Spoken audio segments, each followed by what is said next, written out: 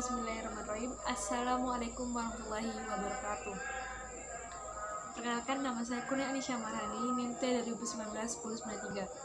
Baik, pada kali ini saya akan menjelaskan tentang pengembangan bahan ajar akidah akhlak. Poin pertama yang saya akan bahas adalah pengertian dari bahan ajar akidah akhlak. Pengertian dari bahan ajar itu sendiri adalah sikap maupun kreativitas yang harus dicontoh seseorang peserta didik dan segala sesuatu pengetahuan untuk mencapai yang pertama dan yang kedua, kompetensi dasar. Nah, yang nantinya kompetensi inti ini yang diharapkan dalam dunia pendidikan. Dan pendidikan ialah terencana dan usaha sadar untuk mewujudkan suasana kelas yang kondusif dan maksimal. Seperti itu. Kemudian bahan ajar ini juga bisa disebut dengan menampilkan dari kompetensi yang akan dikuasai oleh siswa dalam kegiatan pembelajaran. Dan untuk bahan ajar, apa saja sih bentuk dari bahan ajar itu sendiri, yaitu ada yang fisik maupun non fisik. Nah, baik yang material ataupun juga yang materi seperti itu. Dan untuk tertulis dan tidak tertulis ini itu dapat digunakan oleh pendidik dan dalam proses pembelajaran di kelas. Kemudian jenis-jenis pembelajaran itu ada terdiri dari pengetahuan dan keterampilan seperti itu. Adapun juga sikap dan nilai.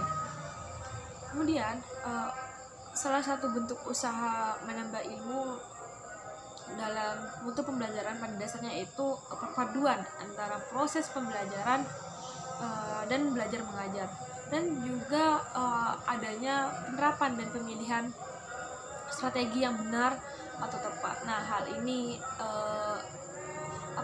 menjadikan nilai berpengaruh lah sebagai bentuk usaha dalam menambahkan mutu pembelajaran seperti itu.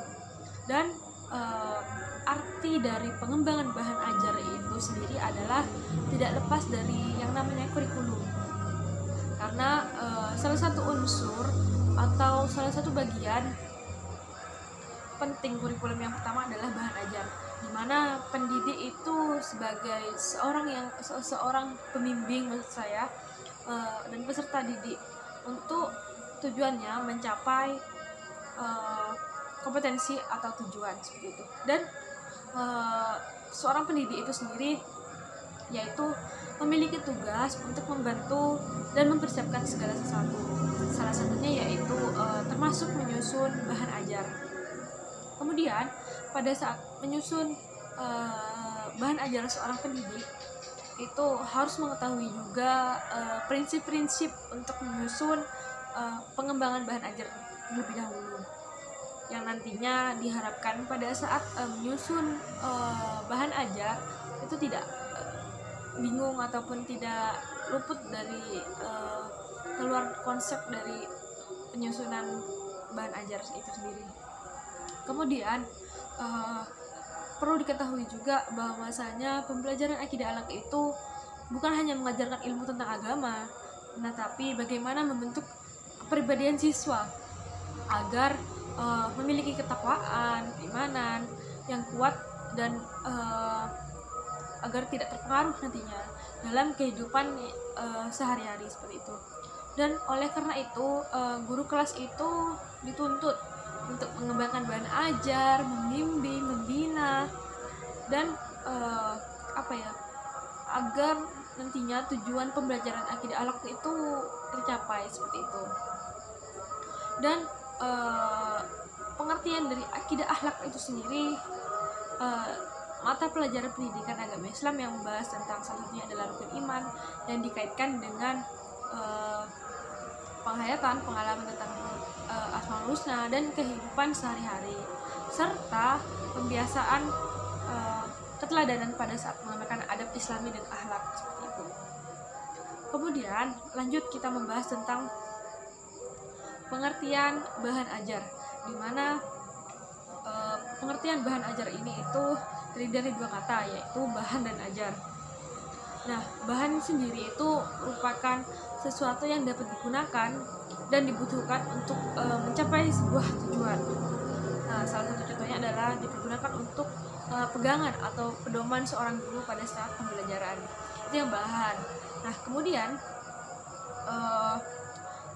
arti dari ajar itu sendiri yaitu arahan atau yang diperuntukkan kepada seseorang sehingga nantinya diharapkan ditiru atau memberikan contoh baik untuk kedepannya seperti itu.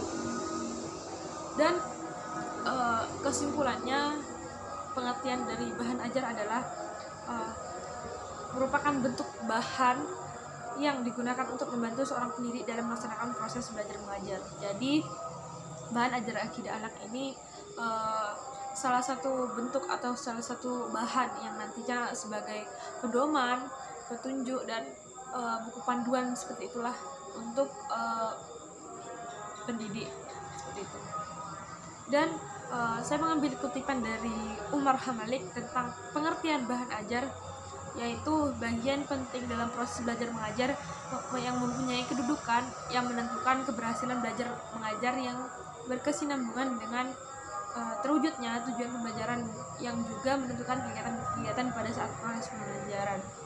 Jadi sama yang saya barusan jelaskan, bahwasanya bahan ajar ini itu menjadi sebuah pedoman atau panduan lah sebagai pendidik yang nantinya agar tujuan pembelajaran itu berjalan dengan maksimal dan kondusif seperti itu. Dan yang kedua yaitu kita membahas tentang pengertian akidah akhlak itu sendiri. Pengertian dari akidah akhlak itu sendiri yaitu pendidik berasal dari yang namanya kata didik, adalah sebuah pelatihan, tahap, cara, atau sebuah proses. Jadi kesimpulannya, pendidikan adalah sebuah proses di mana seseorang mengembangkan potensi atau mengembangkan kemampuan dirinya seperti itu untuk atau melalui pembelajaran atau pelatihan seperti itu. Nah, jadi kesimpulannya, pendidikan itu bisa disebut salah satu proses atau dapat mengembangkan potensi seseorang untuk menjadi lebih baik agar melalui nanti proses pembelajaran seperti itu. Nah, dari berbagai pengertian tentang bahan ajar, pengertian pendidikan, pengertian akidah akhlak yang barusan saya jelaskan, dapat disimpulkan bahwa salah satu pengertian secara menurut itu merupakan seperangkat materi atau yang disusun secara sistematis, baik yang tertulis maupun yang tidak tertulis. Nah, sehingga menciptakan lingkungan atau suasana siswa itu menjadi nyaman pada saat pembelajaran. Itu kesimpulan dari pengertian-pengertian yang saya jelaskan barusan. Kemudian perlu kita ketahui dalam mengembangkan strategi pembelajaran itu ada hal-hal yang perlu kita perhatikan, yaitu salah satunya situasi yang ada dalam proses pembelajaran. Jadi sebelum kita melakukan pembelajaran, kita harus istilahnya mengenali dulu suasana pembelajaran pada saat itu. Jadi kenali dulu lingkungannya, kenali dulu suasananya, kemudian pelajari dulu lingkungannya, barulah setelah itu kita baru mengambil tentang pengembangan bahan ajar akidah akhlak ini, yang nantinya diharapkan menyesuaikan dengan sarana dan prasarana yang ada agar bahan ajar yang kita rencanakan itu tidak ada kendala seperti itu dengan masalah teknis seperti itu. Dan dalam pengembangan bahan ajar juga haruslah kita mengacu yang namanya prinsip-prinsip agar semua yang kita lakukan pada saat proses pembelajaran itu, baik yang menyusun tentang pembelajarannya itu kita tetap menggunakan prinsip agar tetap kita itu struktural tentang media pembelajarannya seperti itu. Dan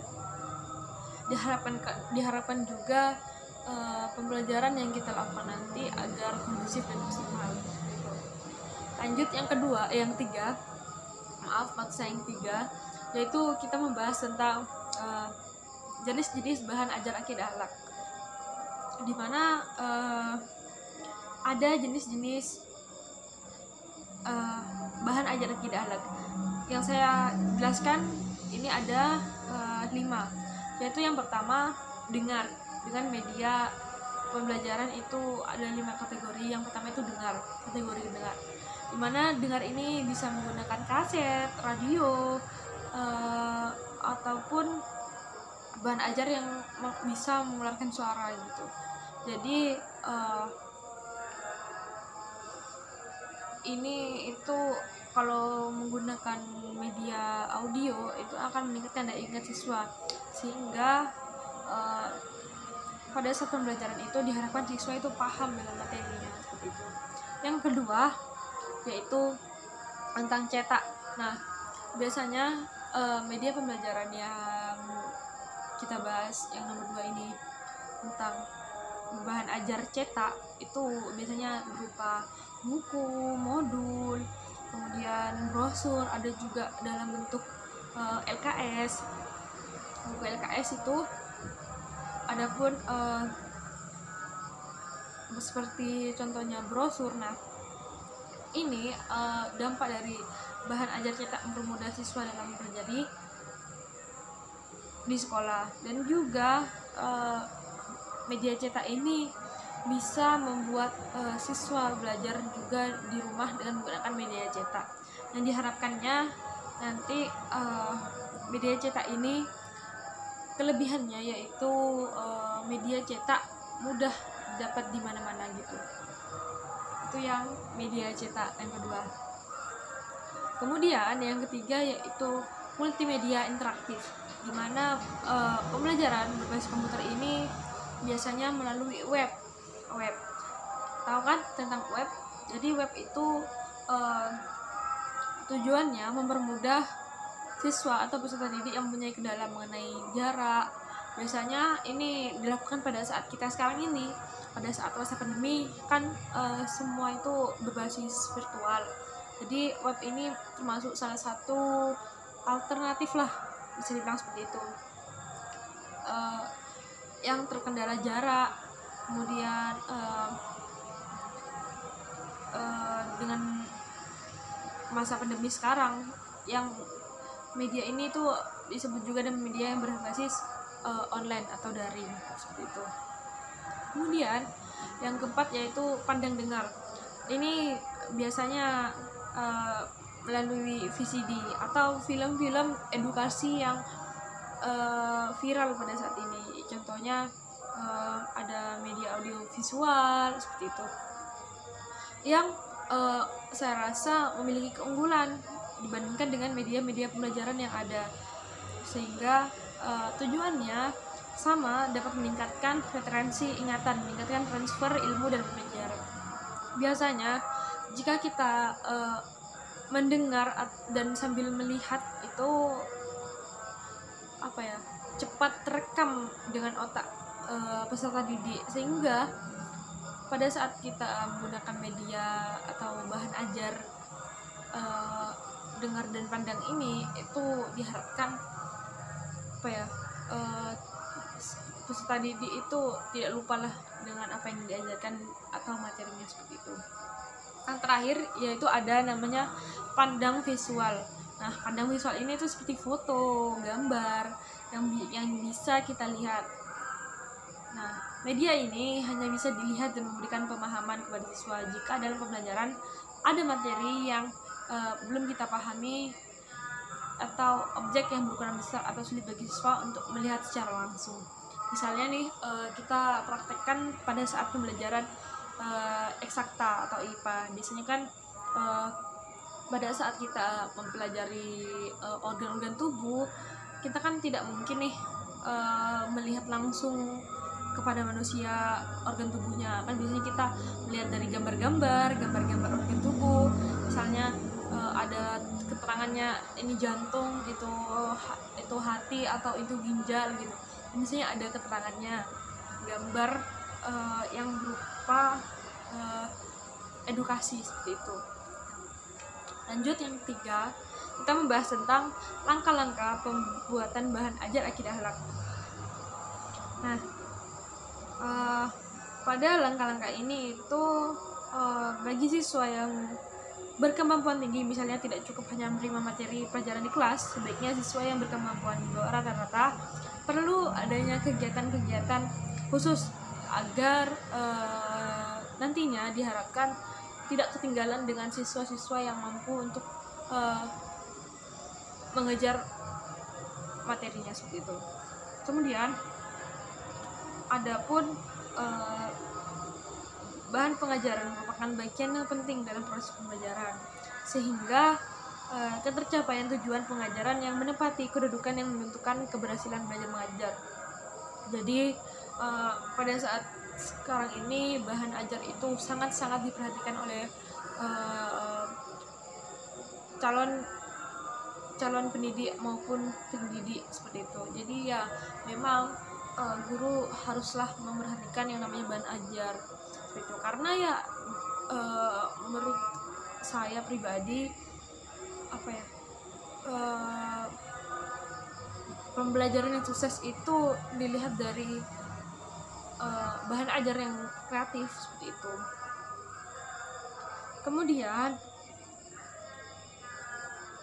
kita membahas tentang strategi dalam memanfaatkan bahan ajar akidah akhlak.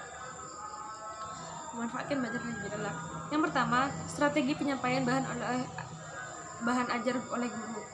Nah, strategi penyampaian konsep materi pembelajaran jenis konsep adalah materi berupa definisi atau pengertian. Nah, biasanya pada saat kita baru memulai pelajaran itu guru pada saat pertama memasuki kelas biasanya tidak langsung menjelaskan tentang materi. Biasanya perkenalan terlebih dahulu, kemudian barulah menyampaikan tentang peta konsep atau rencana gitu. Rencana maksudnya di sini adalah apa sih yang akan kita pelajari selama satu semester ke depan seperti itu. Jadi ya dari awal memang sudah terkonsep bahwasanya nanti ada misalnya nih ada 6 materi yang kita akan pelajari. Jadi ya semua itu sudah terkonsep. Jadi semua bahan ajar itu sudah terstruktur seperti itu. Kemudian strategi penyampaian fakta. Nah, pada hal ini itu guru harus menyajikan materi pembelajaran termasuk jenis fakta, nama-nama benda, nama tempat, sejarah, nama-nama orang, lambang-lambang atau simbol. Biasanya ini dipakai pada saat pembelajaran yang perlu membutuhkan bukti. Misalnya pada saat pembelajaran sejarah, nah kan butuh tuh terjadi di mana peristiwa itu, kemudian pada tahun berapa seperti itu. Jadi ya penyampaian fakta yang sebenarnya seperti itu. Kemudian strategi mempelajari bahan ajar oleh siswa. Nah, pada hal ini itu menggunakan atau mengaplikasikan materi pembelajaran setelah dihafal atau dipahami, kemudian digunakan atau diaplikasikan. Nah, pada saat kita mempelajari materi itu kita memang ya harus dituntut untuk memahami. Nah, pada saat kita telah memahami, diharapkan kita itu langsung menerapkan atau mengaplikasikan hal-hal tersebut dalam kehidupan sehari-hari seperti itu. Nah, yang terakhir yaitu tentang prinsip-prinsip dalam memilih bahan ajar akidah akhlak. Nah, yang pertama yaitu ada prinsip kecukupan, prinsip konsistensi, prinsip relevansi. Nah, ya yang terakhir itu prinsip relevansi. Nah, kemudian adapun cara menentukan bahan ajar. Yang pertama yaitu menetapkan atau perbandingan peranan antara berbagai satuan bahasan untuk menjadikan alokasi waktu. Nah, yang kedua itu mengkategorikan bahan-bahan pengajaran Yang ketiga yaitu menetapkan satuan-satuan konsep. Yang ketiga, mendalami pokok-pokok bahasan dan peranannya. Terima kasih. Itu saja yang hanya dapat saya sampaikan, kurang lebihnya mohon maaf. Assalamualaikum warahmatullahi wabarakatuh.